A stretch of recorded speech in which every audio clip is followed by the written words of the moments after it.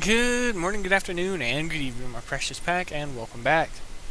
Before we begin the prize review, I'm going to quickly show off fitting somebody asked about, and that is the Gargoyle.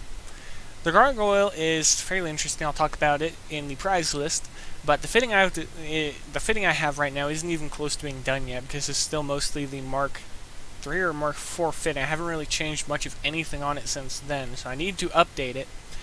But the plan is all Blight Hammer Missile 3s, 2 level 3s and level 2 for the ablative armor, change the thruster out to Sunder Thruster, drop the magnetic collar because it's just not necessary, because most of the time you're going to be fighting at a fairly long range.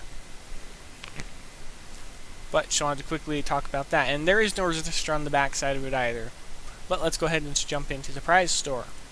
Immediately we're looking at Richard Gowd, and I honestly don't care much for him, as I've stated before. First off, he doesn't improve the drivers or Vulcans in the ways that they need to be. First off, they're effectively just basing weapons, because they lack the speed necessary in most cases to be able to reliably hit the targets at long ranges, making them more ideal to be used on short-range ships such as cruisers, Zeus, basically anything that doesn't have a range boost, because they're too slow at long ranges to reliably hit moving targets, and outside of basing, the uses are extremely limited. And the fact that they paired him and turned him into an Altarian commander, it's stupid. First off, let's take a moment to read through his description. Richard Gowd is a seasoned combat veteran with a stern demeanor. His serious nature has served him well during his military career. Richard is a fierce tactician who specializes in performance of drivers and Vulcans. No, he does not specialize in them. He specializes in frickin' pierce and range. Had he specialized actually in drivers and Vulcans, they would have increased weapon speed. No, he specializes specifically with their projectiles. That's something that bothered me, the fact that that wasn't included, because he doesn't actually affect the primary statistics of them, other than increasing the damage, but only if you use the kinetic variant. And then again, Altarian with kinetic weaponry, they're not reliable. So if you're going to tell me that you want them to reliably hit targets at range with kinetic weapons, especially Pharmacon, because the increased screen damage just says, hey, fight Pharmacon, I'm going to laugh in your face. Unless you're using Eclipse drivers that can reliably hit the target, you're going to be missing most of the time, because the projectile's weapon speed, they're just not quick enough. And since they're a dumbfire weapon, they don't give the target a lead or anything like that. They fire exactly where the target is when they're reloaded.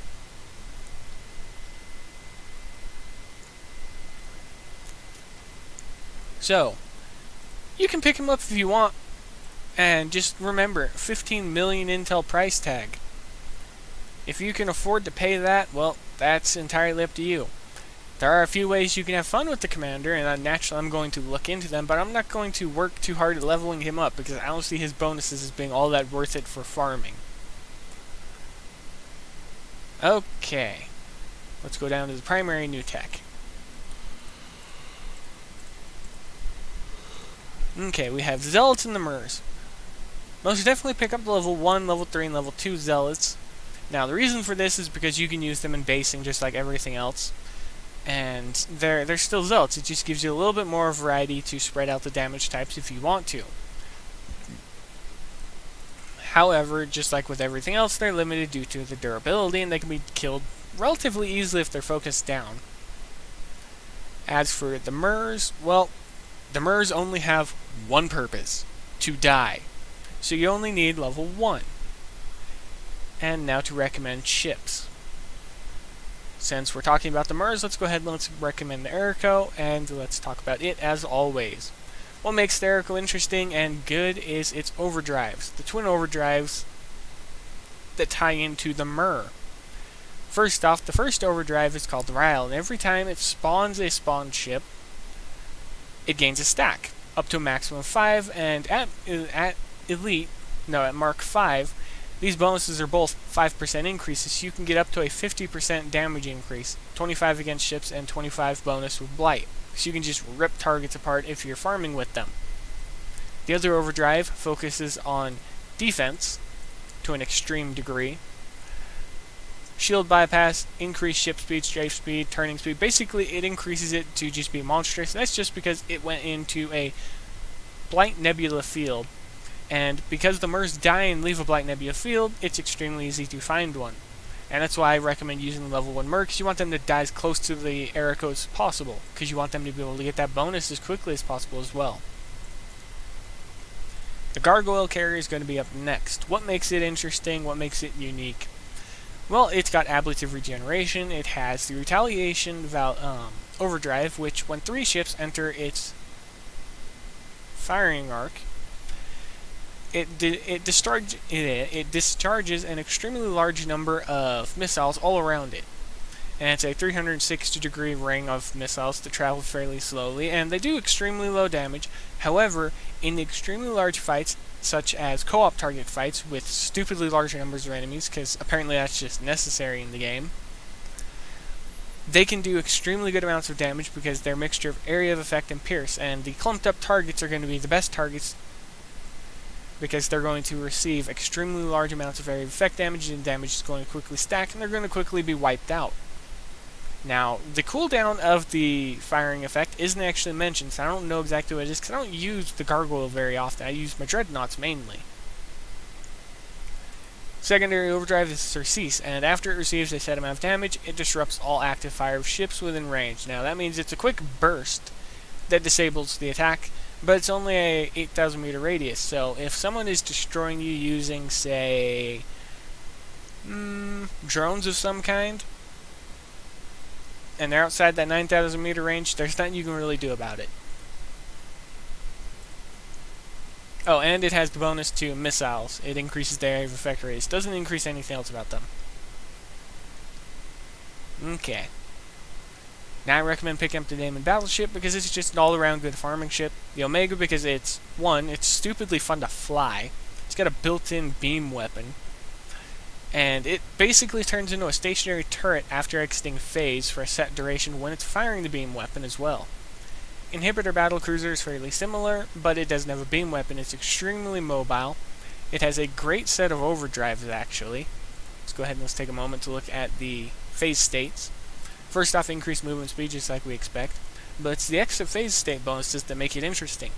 It suppresses ablative. It suppresses both the threshold, so the damage threshold is increased or by 20% because it's suppressing it, and the recovery is decreased by 25, a flat amount. So it's a fairly simple bonus, but it gains increased damage per second, and screens gain resistance just like the Omega to all damage types with the exception of Xeno and Void. Finally, the Plexus Carrier. I, for one, am not a fan of the fact that they didn't give it increased movement speed. With every other Pharmacon ship being able to maintain a fleet formation extremely easily in phase space because of the phasing, so long as you don't get hit and the phasing doesn't get desynced. This stupid ship, for some reason, lacks that, but it makes up for it in, I guess, phasing by taking damage. But if you take damage, you phase earlier anyways. This one just puts them into an emergency phase, essentially, for a set duration. It does have a cooldown, but, I mean, you can still abuse it. Up to a point. Then you have the built-in laser array. Just like with the Gargoyle, it has built-in weapons. However, it has 3 built-in plasma beams that you can either A, allow them to fire on 3 targets separately, or you can focus on a single one because you want that one to die specifically, so you just kind of point the finger of death at them, and you just melt them alive. And the range is extremely interesting. It has an 11,000 meter range, and this is just for having 3 targets within the firing arc. So what you can actually do with this is you can focus fire ships that are outside your maximum weapons range. And what I'm thinking of doing with my Plexus build, I'm going to add a single Nightingale wing 2 or 3 to it with the intention of giving it a 9,000 meter range to allow me to get the 3 targets within the firing arc much sooner, and I'm going to focus fire the targets that are the most dangerous. So what I would do in that case is I would point the gun, well, the stupidly powerful beam weapons, to whichever target is the most dangerous out of the fleet, that is outside weapons range currently. So, in the case of battleships that would typically outrange your carrier, they would be priority targets, just burn them to death. And damage over time details, it's fairly simple, just like every other Pharmacon ship. It reduces the minimum range of its driver weapon, and it increases weapon speed, so it can more reliably hit targets at longer range. However, if they're circling around it, well, it's going to miss them anyways.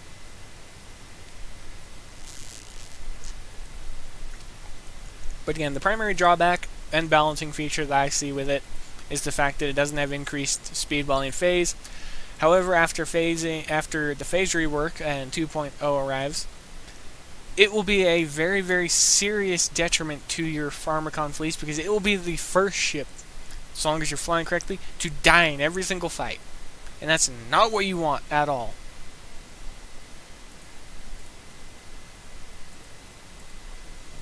Don't even know why I left that, because I still have one ship to recommend and then some tech. Yeah, the Zeus. The Zeus is an all-around ship. I've talked about it before. It's good for Pharmacon farming against the AI targets, not too much in PvP, unless you're jumping targets, in which case that could be okay in select fights, and especially for running down the carrier because of how weak it is. Regeneration is fairly simple. I've talked about the Smite before. It's not the best, but not the worst overdrive currently. Currently the worst one in my eyes is the Renaissance. No, wait. The Medusa holds the worst overdrive. I completely forgot that its overdrive is completely irrelevant outside of PvE. But that's about it for the recommendations, because there are no weapons. There's just the spawn ships and drones, apparently. Are there no Nightingale drones? It's only Nighthawk? I guess so.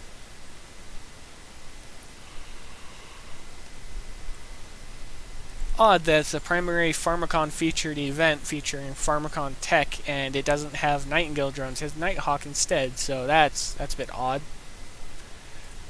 Okay, plasma screens, level 1, level 3, and level 2. You're going to mainly use level 1 and level 2 on low level builds until you can get to level 3. Now, why would you use plasma unless you're going to be fighting Pharmacon? Well, that could happen. But more often than not, you're going to be fighting umbral targets with it, so you'd want the blight screen. That's not even in here either. Some of the more interesting tech just isn't here. Oh well. Xenoshell. I very rarely see Altarian versus Altarian where the Xenoshells would be a good idea. Because most of the time you see Xeno damage anyways with Altarian builds because they're specialized against Pharmacon, but you very rarely see Altarian versus Altarian PvP, so this is entirely up to you. Depending on what you're fighting, the Xenoshells might help. If you decide to, level 1, level 3, and level 2 as always. Gold prize boxes because they're always cram-packed with all the nice stuff that helps lower level players advance. And if you're using the Manifold Venom build that I shared with everyone, I typically show taking out targets or farming points and then dying, you should have no issues with being able to get the gold prize boxes, and if you're in the Xeno division, that'll help you advance to the Axis tier. That's it. That's all there was to talk about and recommend. Well, if you have any other recommendations, go ahead and list them below for everybody else to see. If you have any questions, ask them below and I'll answer them in time, unless somebody else beats me to it. If you just want to say hi, hi. If you have any recommendations or builds or anything like that you want to see that I may have already built, go ahead and ask and I'll see if I have them. Just like at the beginning, I'll include the builds at the beginning of videos or at the end, or I'll make a dedicated video to them. It all just depends. But that's going to be it. Be safe out in the void, happy hunting, and as always, I'll see you later.